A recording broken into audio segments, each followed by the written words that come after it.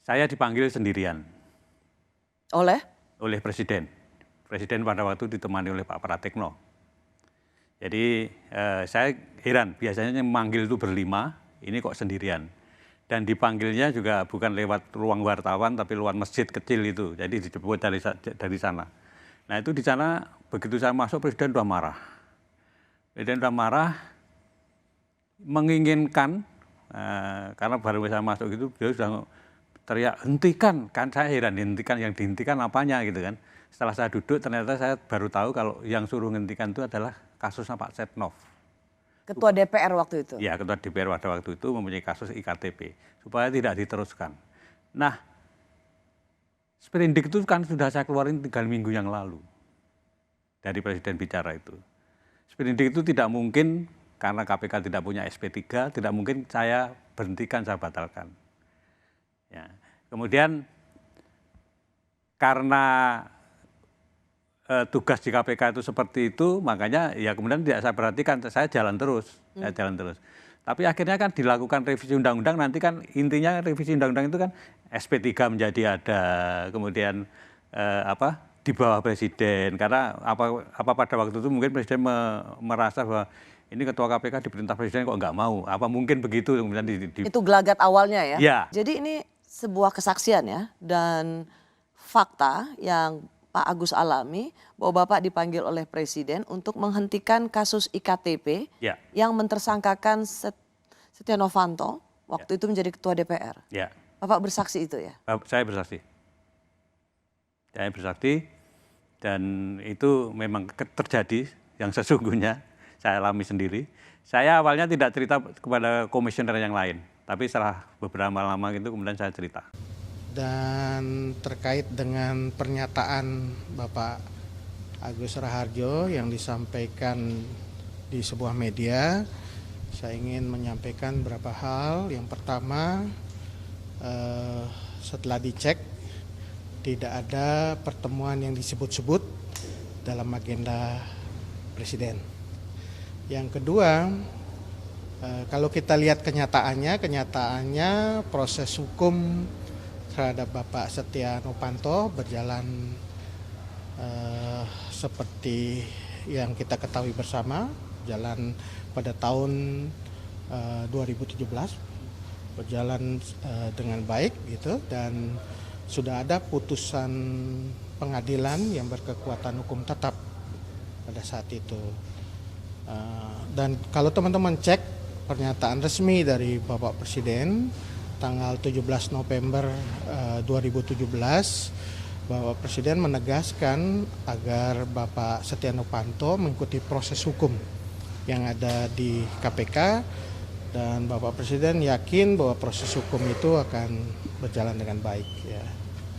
Dan yang terakhir saya ingin sampaikan juga bahwa revisi Undang-Undang KPK itu adalah inisiatif DPR pada tahun 2019 dan bukan inisiatif dari pemerintah.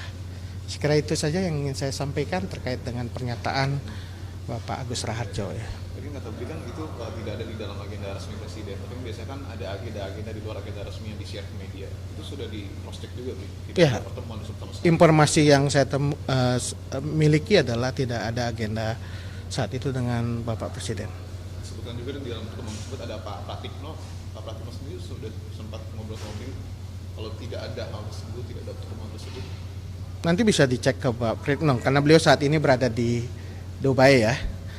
Tapi dari agenda yang ada terkait dengan agenda Bapak Presiden tidak ada pertemuan yang disebut-sebut itu. Tapi Istana melihatnya apa keperluan atau kepentingan Pak Agus Raharjo mengungkapkan hal tersebut di tengah KPK yang sedang naik turun?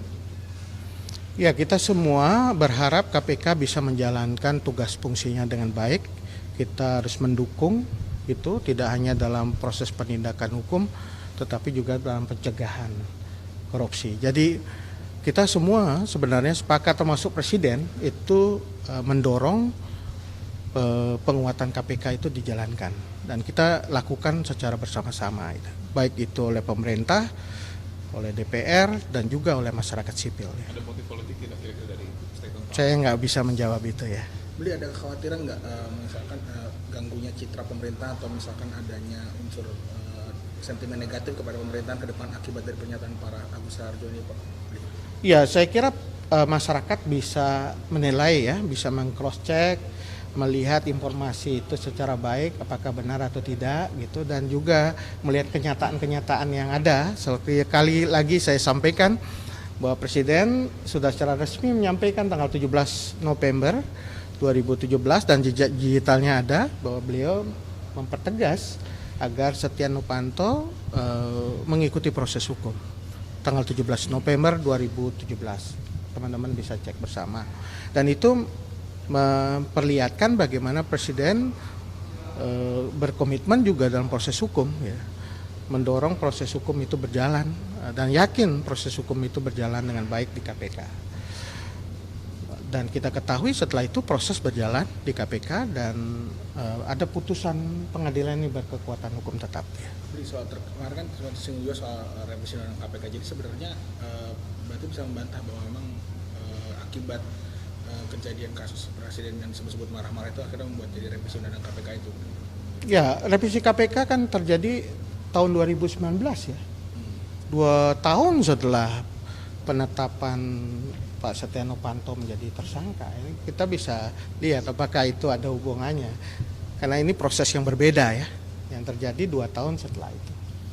Tapi revisi undang KPK memang bukan dari inisiatif pemerintah, berarti bisa berdasarkan. Bukan inisiatif dari pemerintah, itu inisiatif DPR.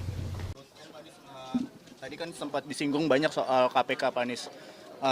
Baru saja ex-ketua KPK juga bercerita kalau dia pernah ditekan atau pernah dimarahi begitu untuk menyetop kasus IKTP oleh Presiden Jokowi. Tanggapannya Pak Anies sendiri bagaimana, Pak?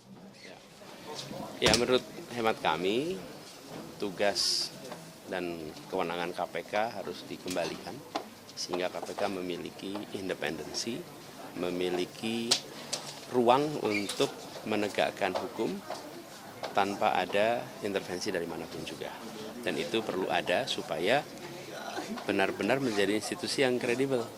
Kita negara hukum, bukan negara kekuasaan. Sempat ada intervensi dari Presiden untuk minta di stop. Itu bagaimana, Prof? Apa ya tanggapannya? Apa boleh Presiden ikut intervensi, Prof? Kalau mau bicara boleh, itu tentu tidak boleh. Lembaga penegak hukum itu tidak boleh diintervensi oleh siapapun. Tapi apakah itu benar atau tidak bahwa Presiden mengintervensi Pak Agus? Itu Pak Agus yang tahu. Kalau kita kan ada yang tahu baru dengar sekarang juga. Dan pengakuan dia juga tidak pernah bilang ke orang lain kecuali saat ini terpaksa bilang katanya karena ditanya. Ya biar masyarakat menilai bagaimana kasus ini. Tapi memang kita tidak boleh mengintervensi penegakan hukum. Saya sendiri tidak pernah. Menurut kami apa yang disampaikan Pak Agus Raharjo sangat meragukan. Pertama karena keterangan tersebut berdiri sendiri, ya, tidak ada keterangan saksi lain dan tidak ada alat bukti lain yang beliau sampaikan.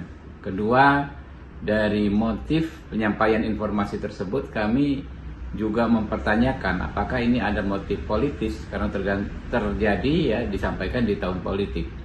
Padahal kalau waktu itu Pak Agus Raharjo benar-benar mendapatkan perlakuan tersebut, seharusnya beliau bisa menjerat orang yang mengintervensi tersebut dengan pasal perintangan penyidikan. Waktu itu kan beliau ketua KPK aktif. Kenapa tidak dilakukan saat itu, ya?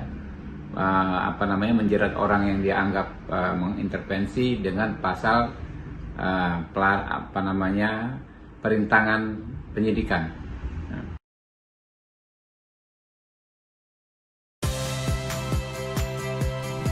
Saya Audrey Chandra, saksikan program-program Kompas TV melalui siaran digital, pay TV, dan media streaming lainnya. Kompas TV, independen, terpercaya,